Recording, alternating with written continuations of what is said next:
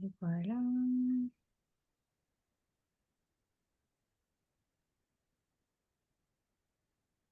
Voilà. Bonjour tout le monde. Salut, salut. Bonjour à toutes et à tous. Bienvenue dans Chelou. Vous avez dit Chelou. Alors, je crois qu'il y a un petit souci. N'a pu faire votre requête. Je ne sais pas de quoi ça parle. Eh bien, on verra après coup. Voilà. Les aléas du direct qui sont assez habituels. Je ne peux pas t'aider, malheureusement. Oui. Quand c'est pas notre métier premier, l'audiovisuel. Oui, non. Donc, bienvenue à toutes et à tous et bienvenue en cas. Donc, je suis ravie de te réaccueillir aujourd'hui. Merci. Nous allons aujourd'hui parler d'un sujet très différent de la première fois, même si les deux travaillent ensemble. Aujourd'hui, nous allons parler du cheval miroir. Tout à Mais fait. avant, est-ce que tu peux nous rappeler qui tu es en cas? Moi, c'est Anka Petit-Barreau. J'ai créé la Q, la communication universelle éveillée, il y a 3 ans, un peu plus de 3 ans maintenant. Et donc, la Q est une méthode qui permet d'offrir la parole à ceux qui l'ont pas. Donc, ça va du bébé aux animaux, aux végétaux, aux personnes en situation de handicap. On peut discuter avec notre propre sagesse également. Euh, J'ai un tas d'animaux, dont 2 chevaux, 3 enfants. Voilà. C'est bien occupé. Oui, tout à fait. Et donc, comme aujourd'hui, on va parler du cheval miroir, je voudrais avant que tu puisses nous expliquer quelle est la différence entre l'équi-coaching et le cheval miroir. Avant même qu'on se lance dans le cheval miroir pour que les gens voient bien. Alors, l'équi-coaching, la façon en tout cas dont moi je l'entends, c'est vraiment, on va utiliser le cheval dans le travail en relationnel. L'équi-coaching est beaucoup utilisé en entreprise, vraiment pour faire du team building, travailler sur la relation entre collègues, etc. Le cheval miroir, c'est vraiment se retrouver face à un cheval ou son cheval, hein, les deux sont possibles, et qui reflète ce qui se passe en nous. D'accord. Et donc là, il faut lire le cheval pour savoir, voilà, par un procédé de questions aussi, évidemment, d'interrogation de l'humain, en fonction de la réaction du cheval, moi, je vais pouvoir voir ce qui se passe chez l'humain. Alors, bah, vas-y. Explique-nous ce que c'est que le cheval miroir, du coup.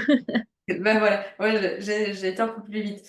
Donc, c'est vraiment la réponse corporelle, le- la parole corporelle, je sais pas du tout ça, le langage corporel, voilà, qu'a le cheval me permet de savoir dans quel état émotionnel est l'humain, son cavalier ou voilà un autre humain qui fait ça avec un cheval qui n'est pas le sien. Euh, je vais savoir en fonction de sa façon de réagir à certaines questions, à certaines demandes qu'on pourrait lui faire pour se bouger ou quoi que ce soit, de se dire, bah tiens, qu'est-ce qui se passe en face? Pourquoi ça ne fonctionne pas aujourd'hui? Ou c'est souvent dans le cas où ça ne va pas très bien, hein, on est d'accord, parce que quand tout va bien chez l'humain, bah, ça va super chez le cheval aussi, donc c'est très fluide. Mais justement, c'est quand c'est pas fluide de se dire, bah tiens, pourquoi aujourd'hui c'est pas fluide? Pourquoi il ne répond pas à telle demande? Ou pourquoi là, il y a un blocage? Tiens, qu'est-ce qui bloque chez toi aujourd'hui? Et voilà, et donc c'est vraiment, voilà, je creuse et je pousse la chose encore plus loin, c'est que je vais me mettre en communication avec le cheval que j'ai en face de moi pour aller pousser ça encore plus loin. D'accord. C'est-à-dire que il y a le cavalier, son cheval et toi. Exactement. D'accord. Le cheval va un peu t'exprimer quelque part ce qui ne va pas chez son humain, Mhm. si l'humain n'a pas pu t'expliquer ce qui n'allait pas avec son cheval. Non, pas Non? spécialement, parce que ça va plutôt être le cheval va me refléter l'état émotionnel de son humain ou son cavalier dans l'instant T. D'accord. L'inverse est vrai aussi, c'est que quand je vais pour travailler un cheval et que lui, de par ses traumatismes, de par son vécu, il y a des moments où c'est pas OK. Et c'est de se dire, OK, là, ça n'a... Mais c'est ça qui souvent est en miroir, du coup, avec son cavalier. il peut y avoir des traumatismes d'abandon, c'est de se dire, ok, c'est très flagrant chez ce cheval-là, ben, pourquoi tu as choisi ce cheval-là? Est-ce que tu as vécu un traumatisme d'abandon, par exemple? Oui, ok. Ah ouais, Et du coup, on va cheminer comme ça, c'est de se dire, ok, vous vous êtes retrouvés pour évoluer et avancer mutuellement. d'accord. Ah, c'est passionnant. Ouais. C'est passionnant. Et toi, ton rôle alors, c'est tu interviens en tant que traductrice à ce moment-là? Je vais plutôt intervenir en tant que dans le cadre de l'éducation ou de la rééducation d'un cheval, où il a des comportements non désirables ou voire dangereux, hein. Ça reste des gros animaux. Mm. Quand on a un animal de 600 kilos de muscles qui pète en l'air parce qu'on lui permet de s'exprimer, moi j'interviens à ce moment-là en disant, bah, tu peux t'exprimer, mais il y a la façon de le faire. Et donc, c'est-à-dire, aujourd'hui, tu es écouté, on entend ce que tu veux dire, on entend tes suggestions, mais tu peux pas exploser. C'est pas possible. Et donc, voilà, ça passe par la rééducation. En tout cas, aujourd'hui, la façon dont je travaille avec les chevaux, je passe par l'éducation, la rééducation de certains équidés. Et ça m'a naturellement amené à utiliser la facette du cheval miroir et en incorporant aussi la communication animale. Oui, il y a ça aussi. Et du coup, comme tu as employé le mot équidé, ça veut dire que ce n'est pas que adapté aux chevaux, ça peut être pour les ânes, les mulets. Oui, mais je n'ai pas encore. Alors, les ânes et les mulets, c'est encore un peu plus particulier. Et très honnêtement, je ne sais pas très bien comment ça se passe avec un âne ou un mulet, T'as parce pas qu'ils encore eu sont la... ils font un peu leur vie, quoi, hein. Mais voilà, ça peut passer d'un tout petit poney qu'on ne monte pas parce qu'on est adulte, machin, à un cheval de trait qui n'est jamais monté non plus parce que c'est un cheval de trait qui va plutôt tirer une charrette. Là, je n'emploie pas du tout le bon vocabulaire, mais parce que je ne le connais tout simplement pas. Mais voilà, il y a pas, c'est pas toujours l'humain et son cheval qui montent. Ça n'a pas d'importance parce que la spécificité vraiment du cheval, c'est de refléter ce qui se passe, de te mettre face à toi-même finalement. Donc, D'accord. Bien, merci. Bonjour Virginie.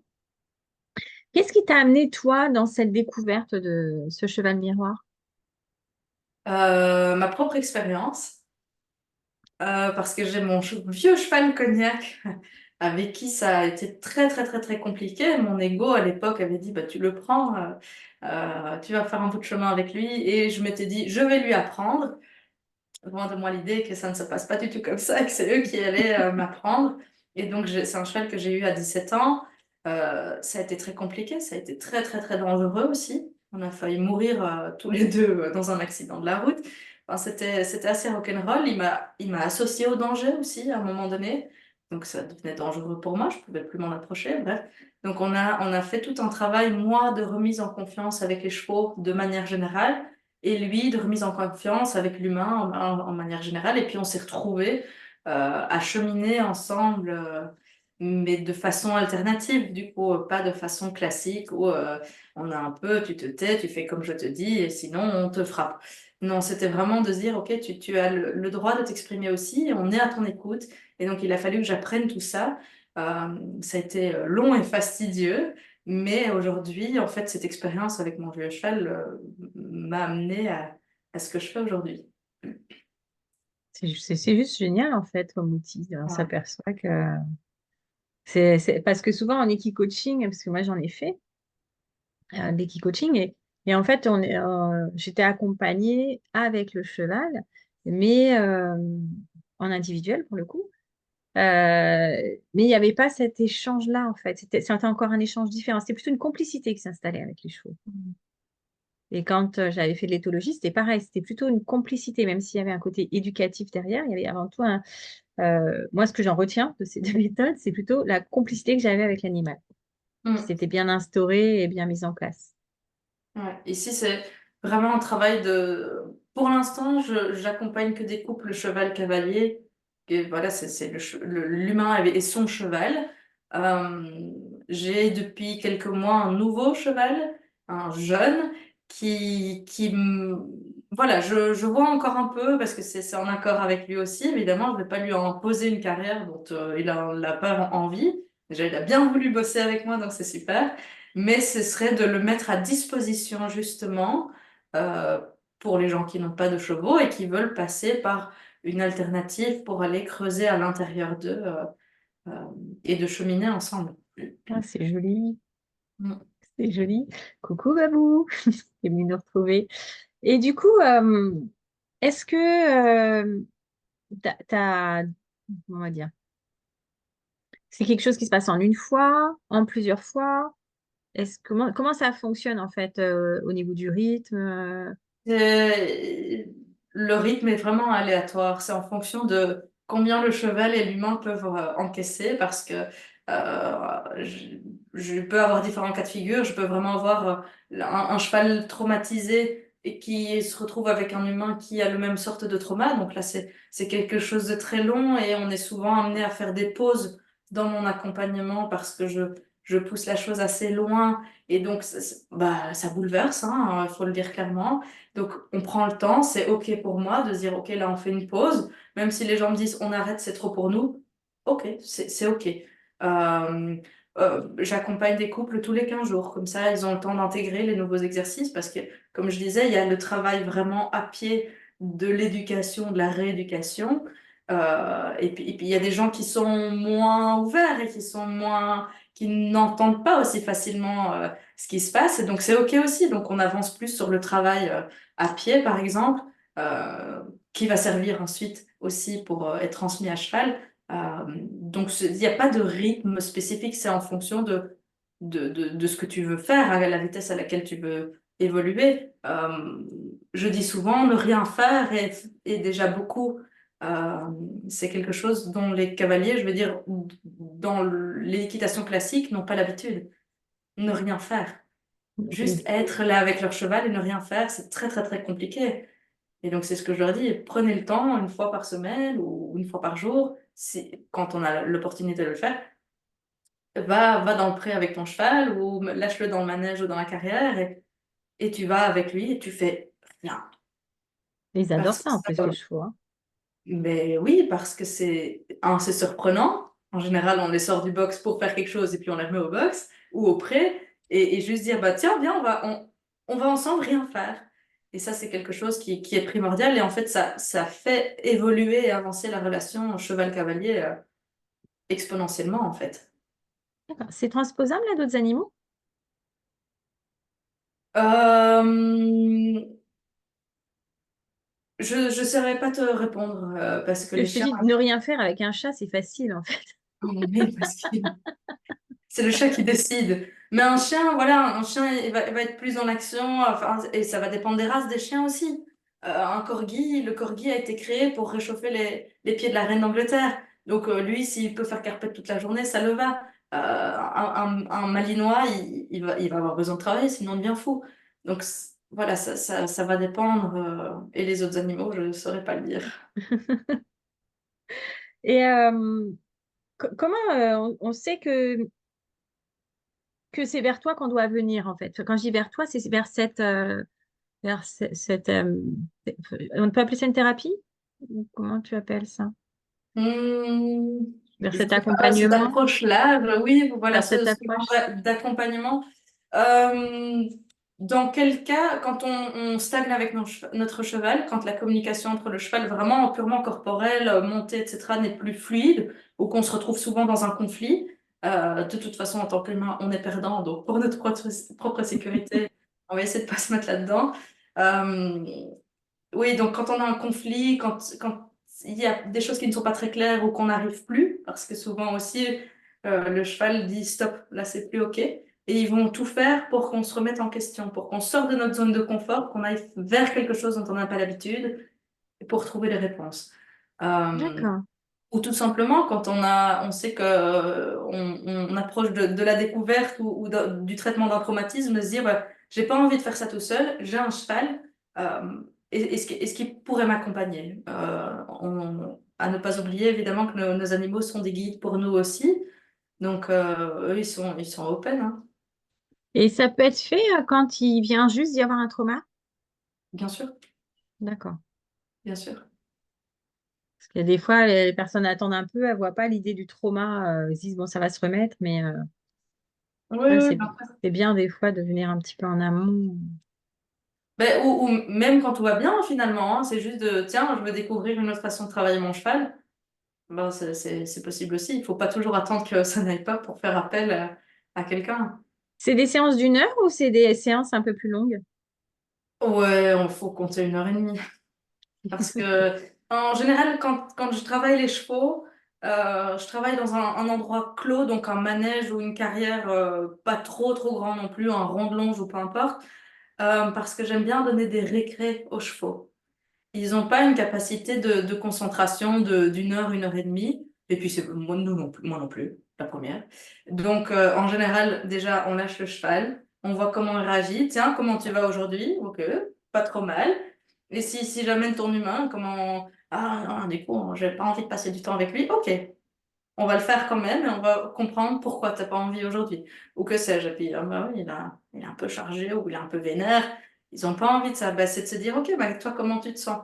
Et voilà. Et donc, on va travailler le cheval à pied. On va lui donner des récrés pour qu'il puisse se décharger. Entre-temps, moi, je fais le bilan avec le cavalier aussi. Je lui donne des exercices à faire de son côté, que ce soit pour apprendre à manipuler les outils, le carrossique ou la longe pour travailler son cheval, ou voilà, ben, recentre-toi, fais-toi un petit ancrage, respire, ou voilà, ça permet aussi de prendre le temps de discuter avec l'humain euh, pendant que le cheval dégaze ou se déstresse ou se roule un bon coup pour remettre toutes les émotions à la terre. Voilà, Nous aussi, on va les rouler à la terre alors pour remettre. pourquoi pas. Ça peut être une bonne solution. Alors, on va faire un coucou à Flo, à Elisabeth, à Béné et à Nissa qui sont venus nous retrouver. Coucou. Coucou, coucou tout le monde. Et donc, on est bien d'accord, tu as le public cheval et le public humain. Mhm. Voilà, mais c'est un couple avec lequel tu vas travailler. Oui.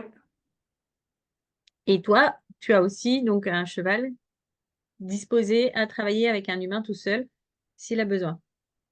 Plus tard, c'est quelque Plus chose tard, que en cours de je... formation, le pépère. Ouais, c'est un petit, c'est encore un bébé, puis et voilà, il faut que j'apprenne à le connaître aussi. Il est arrivé en octobre.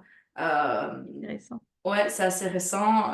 Il évolue de ouf, hein, il est incroyable, il est très très drôle.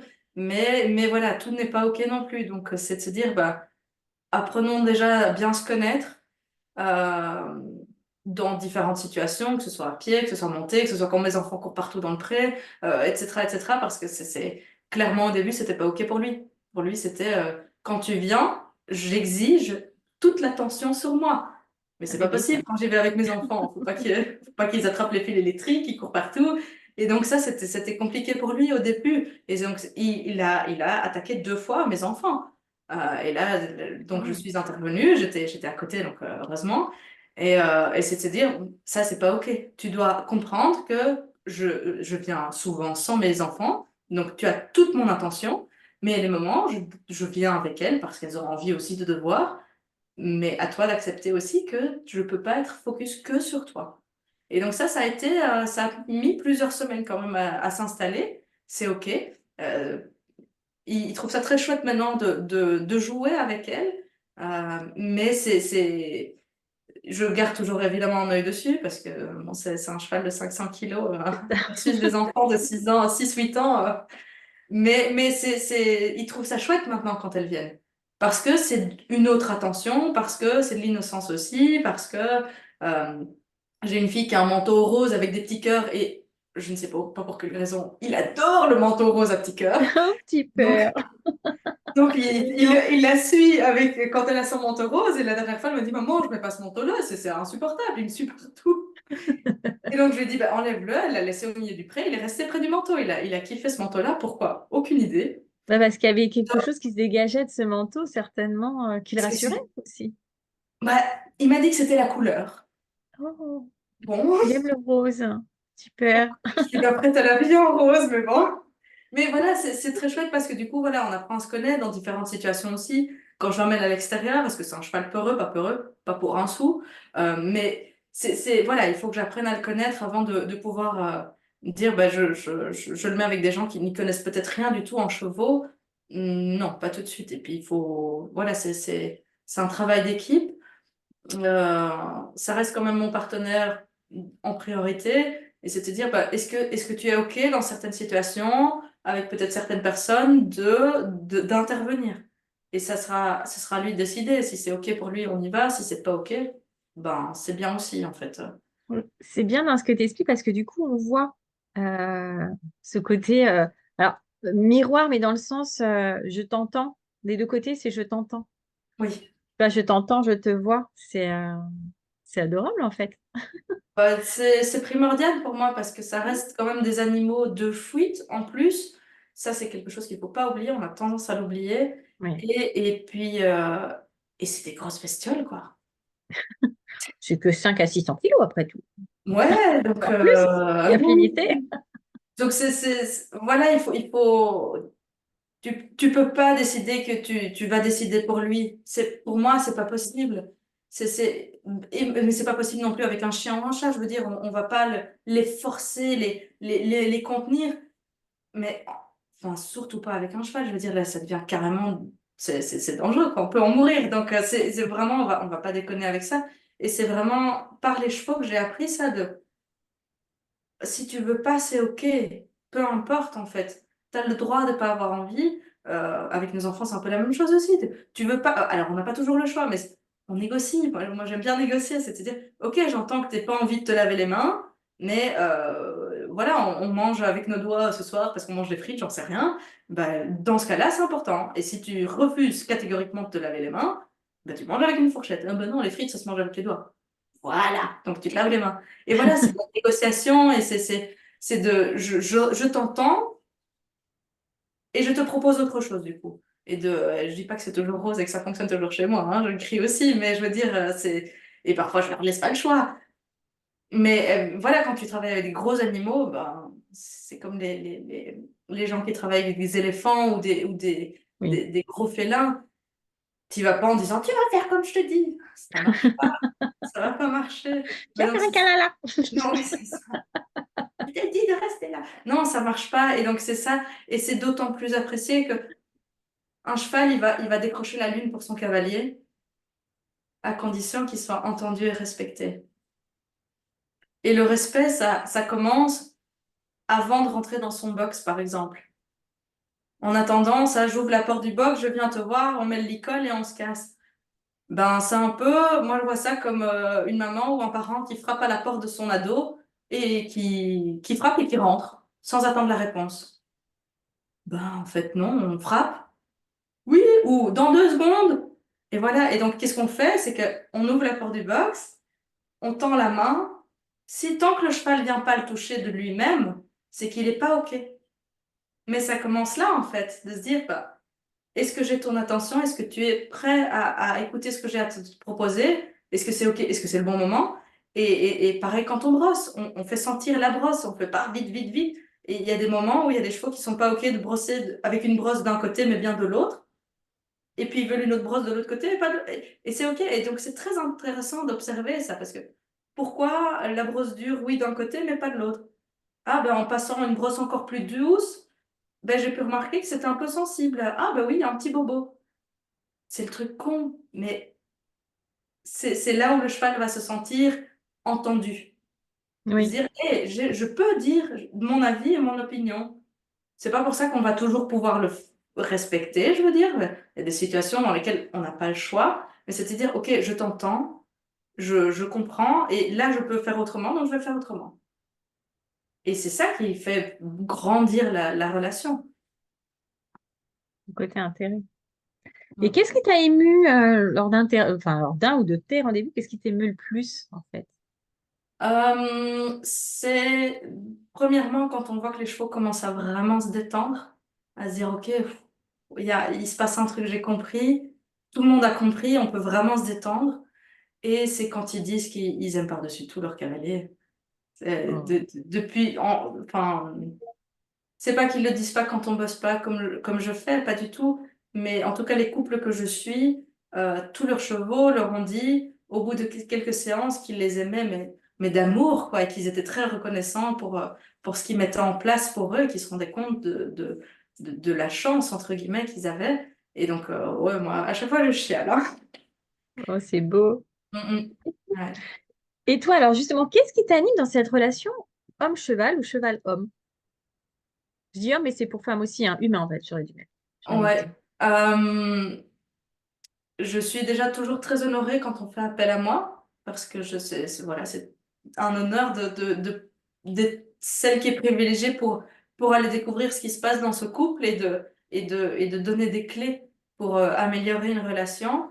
Euh, et c'est parce que je suis passée par le pire et que j'ai pu, malgré ça, malgré le fait qu'on est, comme je disais, on a failli mourir dans un accident de la route, enfin, c'est de se dire à ce à quoi on est arrivé, c'était long et c'était très compliqué émotionnellement et physiquement. Et je sais que toutes ces personnes que j'accompagne, ils peuvent arriver à cette relation-là aussi. Et je sais par quoi ils vont potentiellement devoir passer, mais c'est OK parce que je vois là où on peut arriver. Et c'est ça, en fait, c'est de se dire, attends, je vois dans la merde dans laquelle tu es, mais tu vas en sortir et tu vas voir, ça va être... C'est juste merveilleux. Ouais, ouais, ouais. Alors, quelle est ton actualité là prochainement? Alors, rien à voir avec les chevaux, mais dimanche, je propose des ateliers d'ancrage à la journée de l'Odyssée des femmes. Donc, c'est une journée de soins dont tous les bénéfices sont reversés à la Ligue de recherche contre le cancer Et c'est où? à Chartres. Et donc, il reste encore certaines places. Donc, ce sont des créneaux de 2 heures sur lesquels on peut faire jusqu'à 4 soins ou 4 ateliers. Donc voilà, il reste encore des places. Il y a le lien sur ma page Facebook. Et puis le prochain salon sera fin septembre à Saint-Même, le 21 et 22, si je ne 21, m'abuse. 22, on y sera ensemble. Voilà, ah bah, super. Et comment peut-on rentrer en contact avec toi en cas? Par mes réseaux sociaux, donc Facebook ou Instagram, ou par mon site internet. D'accord. On va faire un petit coucou à Véro qui nous a mis un message tout à l'heure. Oui. Mhm. Euh, et du coup, donc il y a aussi, t'as aussi un site internet. J'ai aussi un site internet, tout à fait. Tu peux donner le nom? C'est Q, donc CUE-anka, anka.com. Voilà, comme ça, c'est plus simple aussi d'avoir l'info. Ouais, ouais, ouais. Ben, y a pas, je n'ai pas encore parlé de toute cette histoire de chevaux sur mon site. Voilà, ça évolue. Ça évolue. Ça évolue. Et avant de nous quitter, j'ai encore deux petites questions. La première, c'est quel est le compliment le plus mémorable ou le témoignage le plus mémorable, si tu préfères, que tu as reçu? C'était une cliente récemment qui m'a envoyé un message en me remerciant du fond du cœur parce qu'elle avait pris son pied à fond de balle dans un concours avec son cheval et ça m'a fait ma journée, hein. Ah bah oui, oui, c'était tout votre travail, donc automatiquement, c'est joli. Ouais. Et l'autre petite question, la petite dernière, c'est quel est le conseil qui t'a été donné et qui t'a le plus servi jusqu'à aujourd'hui? De manière générale ou dans les chevaux? Comme tu veux. Dans les cheveux, ça peut être sympa si t'en as, mais sinon, comme tu veux. C'est ce qui Alors, va. c'est un gars qui a été formé par les cow-boys californiens qui m'a dit ça. Il dit, tu dois être capable de te faire comprendre parfaitement par tes chevaux sans jamais ouvrir la bouche. Et sans les taper aussi, du coup. Oui, ben, que ça passe uniquement par le langage corporel. Waouh. Et ça, c'est resté. Ouais, c'est un beau conseil. Ouais. Parce qu'ils connaissent, va au trot, au galop, machin, ça ils connaissent. Mais en fait, tout part de ton corporel. Eux, ils nous parlent en langage corporel et en fait, donc, ils lisent notre langage aussi. Et donc, ouais, j'arrive à tout faire passer uniquement par le corporel. D'accord. Oh, trop chouette. Alors, je vais regarder si on a des petites questions. Alors, là, nous n'avons pas eu de questions cette fois-ci. Par contre, si vous avez des questions, vous n'hésitez pas à les poser. En cas pour y répondre, vous juste vous la taguer ou alors ben, moi, je ferai suivre votre questionnement pour qu'elle puisse vous répondre dans les commentaires. Merci infiniment, Anka, du temps Merci que tu nous as Laurence. accordé et de nous avoir parlé de ce cheval miroir. Je vous souhaite à Avec un plaisir. toutes et à tous une très, très belle journée, un très beau week-end, parce qu'on va avoir un magnifique week-end de 3 jours qui se profile. Avec un peu de pluie. On va appeler ça une douche céleste. qui va être un Voilà, peu oui. longue dans le temps. Merci à toutes et à tous et je vous dis à très bientôt et merci infiniment Anka et à Merci à très toi. très bientôt. Merci à tous. Au revoir. Au revoir.